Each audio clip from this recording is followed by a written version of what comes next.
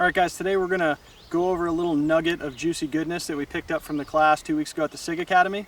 We're going to compare objective-based training and performance-based training, and then we're going to show you how you can improve your pistol shooting with some task condition standards.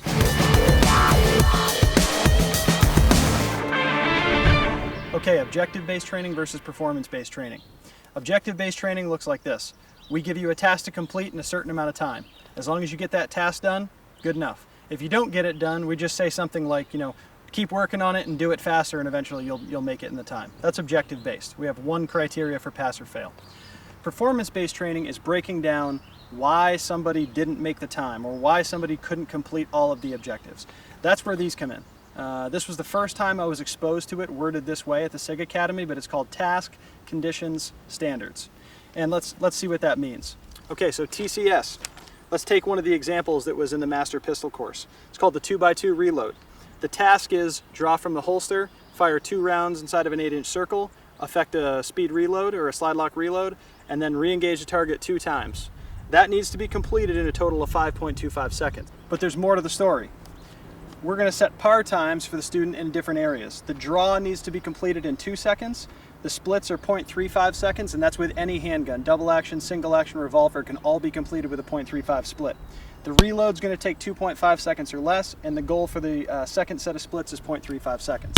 So why are those par times important? They're important because when we start incorporating this guy into our training routines, we can benchmark the student's progress through each one of the steps of the TCS. That way when they go over the 5.25 second mark, we say, okay, you didn't pass because your reload took 2.85 seconds and it needs to take 2.5 or less. Then that student can work on that isolated skill in a vacuum, improve what needs to be improved, and then stay on track with everything else. So now we're going to run through 3 examples of those TCSs for you guys to see and how we break them down on a timer. All right guys, so the TCSs, we're going to show you the first 3 on the sheet. These are all kind of in a progression. They get more complex as they go, but we're going to show you the first 3, and then maybe in another video down the road we'll show you some more of them.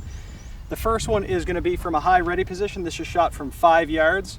The goal is to put 1 round inside of an 8-inch circle, high center chest, in 1.25 seconds or less from the high ready and the low ready. I'm going to show you 2 from the high ready and 2 from the low ready, and I'll call out my times.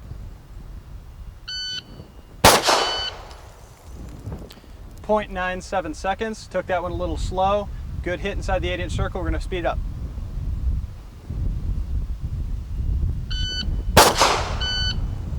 0.66. Okay, from the low ready, same thing.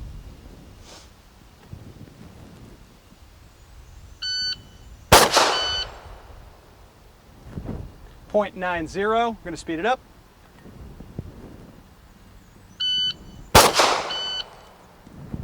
0.75.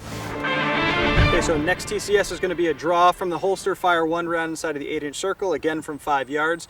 Par time is 2 seconds. That's enough time for anybody to clear any retention holster. Last week I took it with a level 2. I do have a level 1 here, but even for you guys that are running duty holsters, 2 seconds is enough time.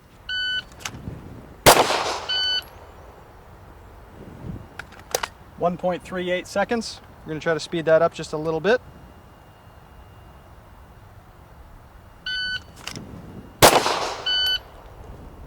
1.37 seconds, just barely. Okay, so the last one we're going to show you guys today is called the 2x2 reload. It's the first of the complex TCSs, and what I mean by that is there is multiple benchmark times that you're going to use to evaluate the student's performance-based success or failure of this drill. So the 2x2 reload is shot from 5 yards again. Hits are inside of an 8-inch circle. Anything outside that, the student doesn't get a time. The total time for the drill is 5.25 seconds. And the idea is draw in less than 2 seconds, which we just did. Splits between shots are going to be 0.35 seconds. Your reload is going to take 2.5 seconds or less, and the second set of splits will be 0.35 seconds.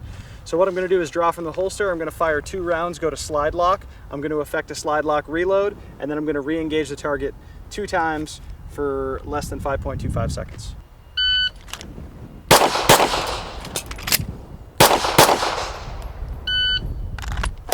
Okay, that was pretty good, 4.02 seconds. And my first shot, 1.34 seconds, under the 2 second draw. It's 0.39 on my first split, just a hair long, about 0.04 of a second. 1.91 on the reload, so I'm under that 2.5 goal, and then 0.38 on the second split, so still my splits are a little slow. So I'm going to try to speed up my splits. Everything else was good.